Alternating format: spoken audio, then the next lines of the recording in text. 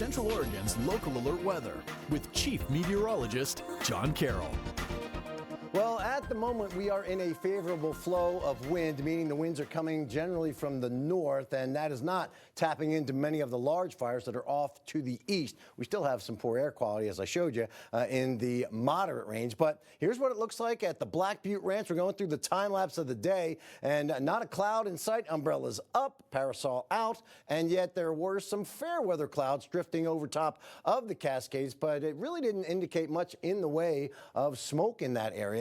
Here is a look now at the latest image, and still a couple of clouds puffing over top of the mountains, but again, nothing major. Some horses there grazing in the field in the middle of the screen.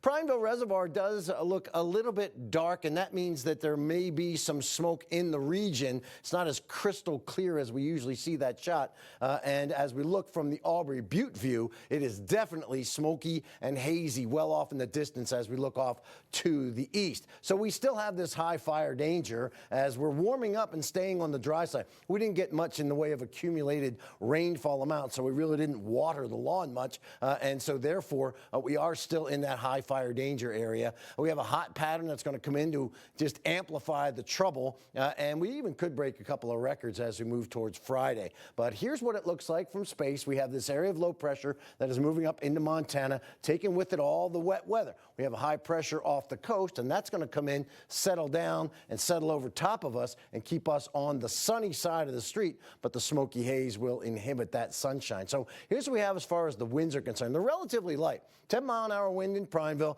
Everybody else is in the single digits, so really winds are generally in the calm zone, and the gusts are really not all that impressive.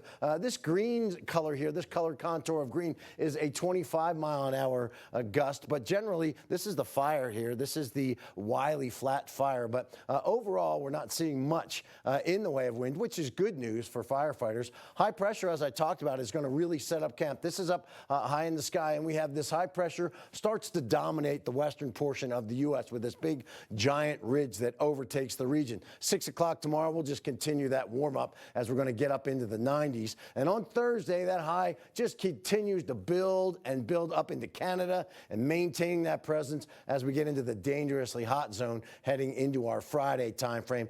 Temperatures on Thursday heading in will remain high all the way through the weekend, with normal highs being in the upper 70s.